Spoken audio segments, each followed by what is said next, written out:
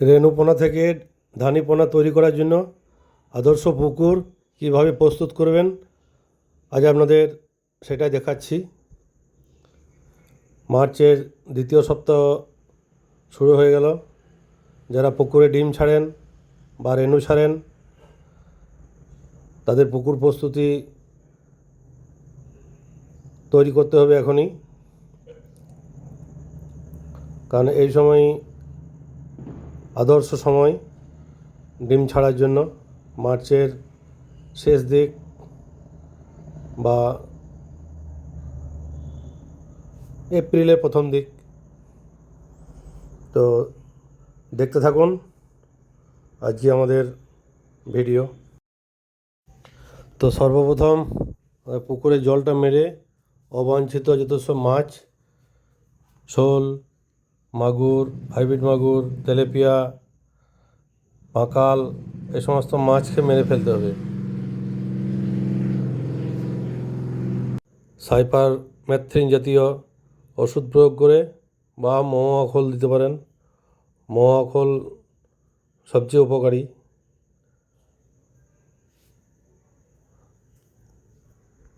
আমরা সাধারণত মহুয়া খোলই ব্যবহার করি। পুকুরের পাঁকটা শুকাতে পারলে সবচেয়ে ভালো। যদি পুকুরের পাঁকটা শুকিয়ে ফেটে যায় তাহলে ডিম পোনা চাষের সবচেয়ে উপকারী পুকুর ওইটা। কিন্তু আমাদের যেহেতু পাঁকটা শুকায়নি তাই আমরা হররা টেনে দিচ্ছি। শতকে 1 কিলো বা বিঘাতে 25 কিলো চুন পাতলা করে গুলে প্রথমে 3-4 বার হররা টেনে নিই। হররা টানার পর আবার একবার চুন দিই, তাহলে পুকুরের গ্যাসটা অনেকটা কেটে যায়।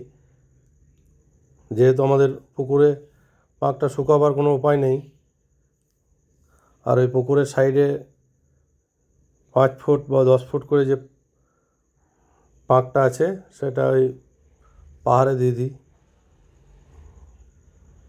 বন্যার জল যেন ঢুকতে না পারে সেই জন্য।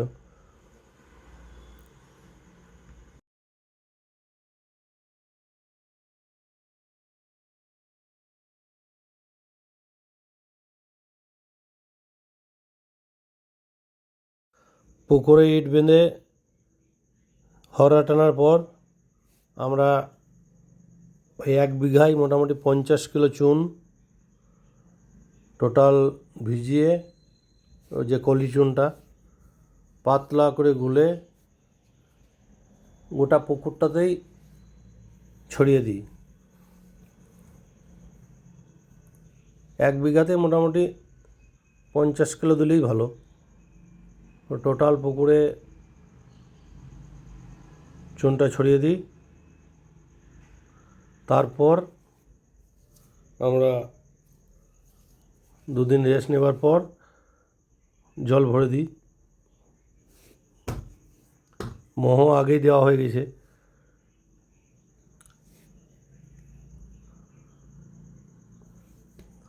মহুয়া দেওয়ার মোটামুটি 15-20 দিন পর চুনটা দেওয়া হয়।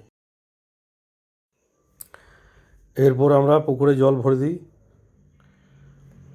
তো ডিম চাষ বা রেণু চাষ করার জন্য পুকুরের গভীরতা 3.5 থেকে 4 ফুট রাখাই ভালো, তাহলে সূর্যের আলোটা মাটির তলদেশ পর্যন্ত যেতে পারে। তো আমরা সাধারণত 4 ফুট জলটাই রাখি।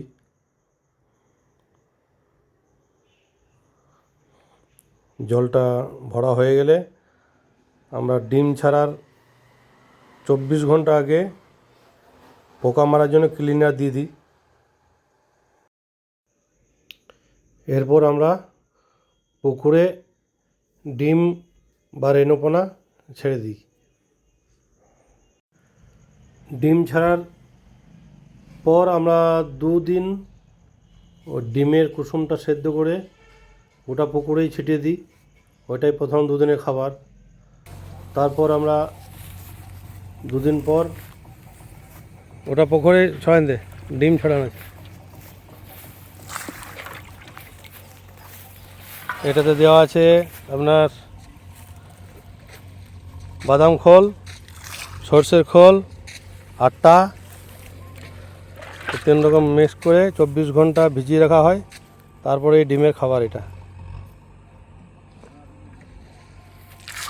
ওই পুকুরে ছড়ানো হচ্ছে।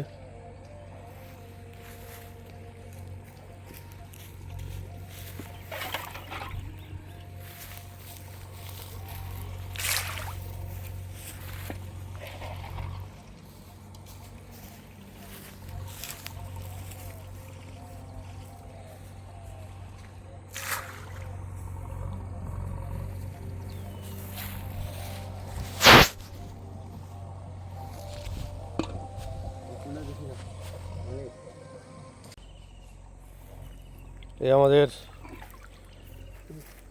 7 দিন পর রেনুগুলো কেমন হলো দেখা হচ্ছে। একটা তুল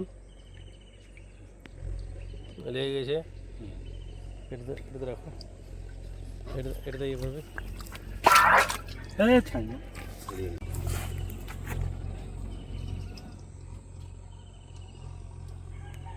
এই দেখছেন ডিম থেকে আমাদের ধানিপোনা।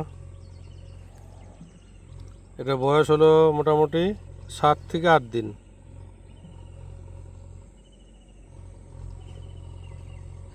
তো এইভাবে যদি পুকুর প্রস্তুতি করেন তো রেনু খুব তাড়াতাড়ি বৃদ্ধি পায়।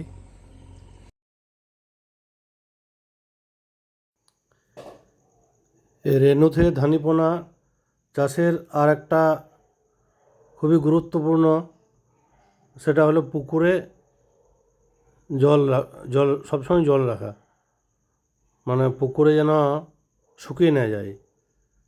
মাঝে মাঝে জলের ব্যবস্থা থাকা দরকার, সে সাবমার্শালই হোক বা অন্য পুকুর থেকেই হোক। রেনুপোনা থেকে ধানিপোনা তৈরি হবার পর ওদের পর্যাপ্ত পরিমাণে খাবারের প্রয়োজন হয়। তাই পুকুরে ফাইটোপ্ল্যাঙ্কটন, জুপ্ল্যাঙ্কটন বৃদ্ধি করার জন্য আমরা ওই 20 কিলো গোবর, 5 কিলো খোল মোটামুটি 72 ঘন্টা ভিজিয়ে গোটা পুকুরেই ছড়িয়ে দিই।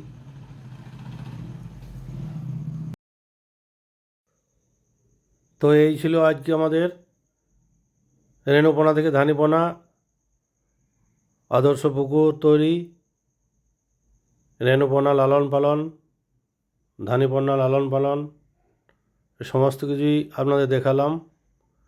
ভিডিওটা যদি ভালো লাগে লাইক, শেয়ার, কমেন্ট করে আমাদের উৎসাহিত করবেন। আজকের মতন এখানেই রাখলাম, ধন্যবাদ।